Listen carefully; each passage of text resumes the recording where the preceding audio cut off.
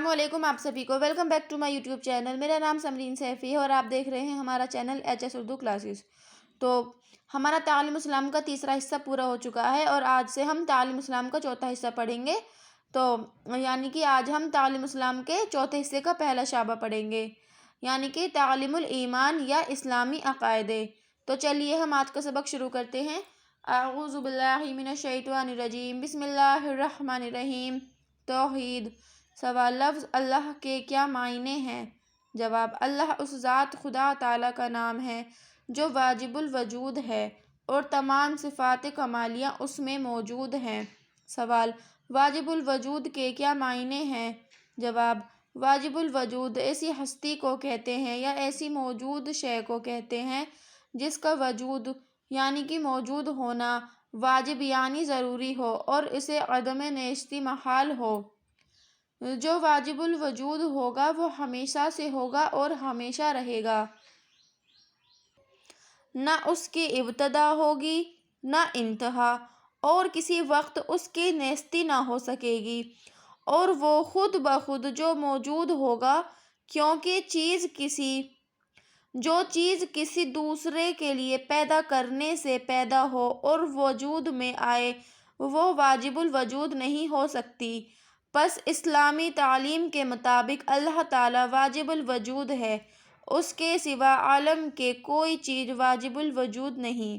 سوال، صفات کمالیہ کے کیا معنی ہیں؟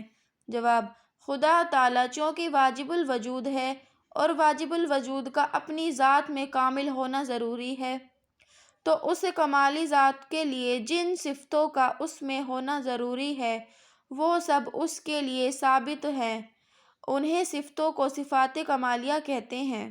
سوال، جو چیز ہمیشہ سے ہو اور ہمیشہ رہے اسے کیا کہتے ہیں؟ جواب، ایسی شے کو قدیم کہتے ہیں۔ سوال، خدا تعالیٰ کے سوا اور کیا چیز قدیم ہے؟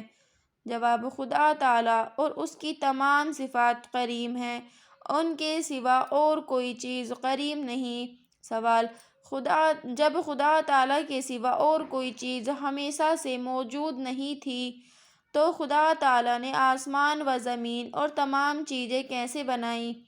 جواب، خدا تعالیٰ نے تمام عالم کو اپنے حکم اور اپنی قدرت سے پیدا کر دیا۔ اسے عالم کے بنانے اور آسمان و زمین پیدا کرنے کے لیے کسی چیز کی حاجت نہیں تھی، کیونکہ اگر خدا تعالیٰ بھی عالم کو پیدا کرنے میں کسی چیز کا محتاج ہوتا تو وہ واجب الوجود نہیں ہو سکتا۔ یاد رکھو کہ خدا تعالیٰ واجب الوجود ہے اور جب واجب الوجود اپنے کسی کام میں کسی دوسرے شخص یا دوسری چیز کا محتاج نہیں ہوتا۔ سوال، خدا تعالیٰ کی صفات کمالیہ کیا کیا ہیں؟ جواب، وحدت، قدم یا وجوبی وجود، نمبر 3 حیات، نمبر 4 قدرت، نمبر 5 علم، نمبر 6 ارادہ، نمبر 7 سمع، نمبر 8 بصر، نمبر 9 کلام، نمبر 10 خلق، نمبر 11 تکوین وغیرہ۔ سوال، صفت وحدت کے کیا معنی ہیں؟ جواب، وحدت کے معنی ایک ہونا یا خدا تعالیٰ کی صفتیں ہیں کہ وہ اپنی ذات میں بھی ایک ہے اور صفات میں بھی وہ ایکتا ہے، اور توحید کے معنی خدا کو ایک سمجھنا یا اس کے ایک ہونے کا یقین اور اقرار کرنا۔ سوال، صفت قدم اور وجوبی وجود کے کیا معنی ہیں؟ جواب، قدم کے معنی قدیم ہونا یعنی ہمیشہ سے ہونا اور ہمیشہ رہنا، اور وجوبی وجود کے معنی واجب الوجود ہونا۔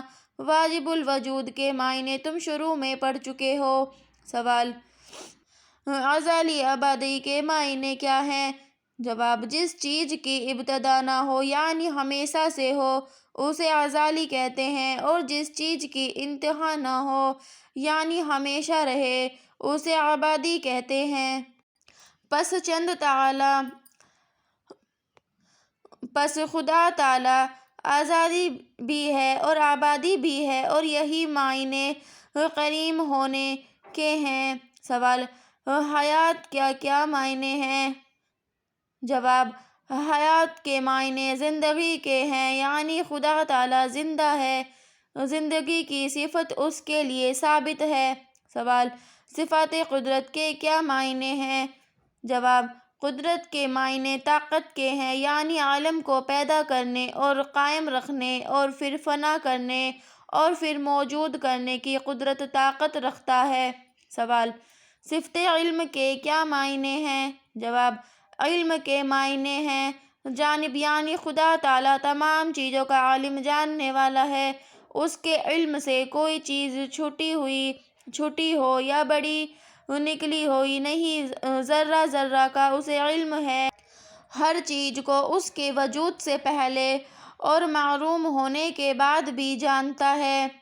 اندھیری رات میں کالی چیंٹی کے چلنے میں اس کے پاؤں کی حرکت کو بخوبی جانتا اور دیکھتا ہے۔ انسان کے دل میں جو خیالات آتے ہیں وہ خدا کے علم میں سب روشنی ہے۔ عالم غیب خاص خدا تعالیٰ کی صفت ہے۔ سوال: ارادہ کے کیا معنی ہیں؟ جواب: ارادہ کے معنی اپنے اختیار سے کام کرنا، یعنی خدا تعالیٰ جس چیز کو چاہتا ہے اپنے اختیار سے پیدا کرتا ہے اور جس چیز کو چاہتا ہے اپنے اختیار سے محروم نیست کرتا ہے۔ دنیا کی تمام باتیں اس کے اختیار اور ارادے سے ہوتی ہیں۔ عالم کی کوئی چیز اس کے اختیار اور ارادے سے باہر نہیں، وہ کسی کام میں مجبور نہیں ہے۔ سوال: صفت سمع اور بصر سے کیا مراد ہے؟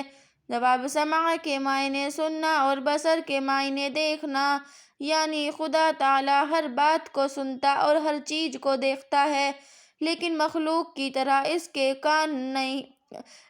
کان نہیں ہیں اور نہ مخلوق کی طرح اس کی آنکھیں ہیں، نہ اس کے کانوں اور آنکھوں کی کوئی شکل اور صورت ہے۔ ہلکی سے ہلکی آواز سنتا ہے اور چھوٹی سے چھوٹی چیز کو دیکھتا ہے۔ اس کے سننے اور دیکھنے میں نزدیک دور، اندھیرے اجالے کا کوئی فرق نہیں۔ سوال: صفت کلام کے کیا معنی ہیں؟ جواب: کلام کے معنی بولنا، بات کرنا ہے۔ خدا تعالیٰ کے لیے یہ صفتیں بھی ثابت ہیں، لیکن اس کے لیے مخلوق جیسی زبان نہیں ہے۔ سوال: اگر خدا تعالیٰ کی زبان نہیں تو وہ باتیں کیسے کرتا ہے؟ جواب: مخلوق بغیر زبان کے بات نہیں کر سکتی، کیونکہ مخلوق اپنے تمام کاموں میں اسباب اور آلات کی محتاج ہے، لیکن خدا تعالیٰ جو اپنے کسی کام میں کسی چیز کا محتاج نہیں، وہ کلام کرنے میں بھی زبان کا محتاج نہیں۔ اگر وہ بھی باتیں کرنے کے لیے زبان کا محتاج ہو تو وہ خدا اور واجب الوجود نہیں ہو سکتا۔ سوال: صفت خلق اور تکوین کے کیا معنی ہیں؟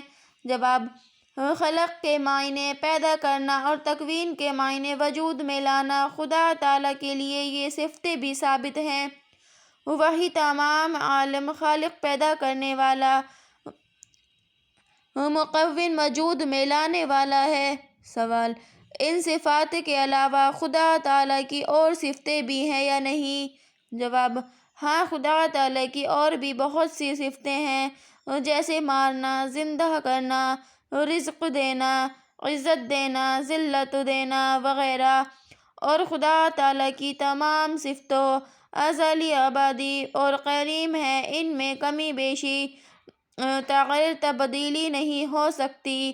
تو چلیے ہم ملتے ہیں اگلے سبق میں، لیکن آپ کو جو توحید کے معنی تھے، توحید کا جو بیان تھا وہ آپ کو اچھے سے سمجھ میں آ گیا ہوگا، کیونکہ یہ جو بیان تھا اس میں اللہ کے واجب الوجود کا بیان تھا، کیونکہ اللہ ہمیشہ سے تھا اور ہمیشہ ہے اور ہمیشہ رہے گا، کیونکہ اللہ کی جو بھی صفتیں ہیں جو اللہ نے بنائی ہیں وہ سب واجب الوجود میں ہیں، کیونکہ اللہ کسی کا محتاج نہیں، اللہ ذرہ ذرہ کا حساب رکھتا ہے، اللہ سب چیز دیکھتا ہے، چھوٹی سے چھوٹی، بڑی سے بڑی، اللہ ہر چیز کا جاندار ہے، اللہ ہر چیز کو جاننے والا ہے۔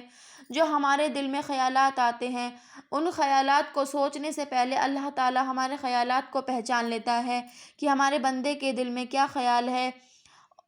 تو جو بھی مطلب جو ہمارا اللہ ہے وہ واجب الوجود ہے، کیونکہ ہمارا اللہ جو ہے وہ ہمیشہ سے تھا، ہمیشہ ہے اور ہمیشہ سے رہے گا۔ تو ٹھیک ہے، تو چلیے ہم ملتے ہیں اگلے سبق میں۔ خدا حافظ۔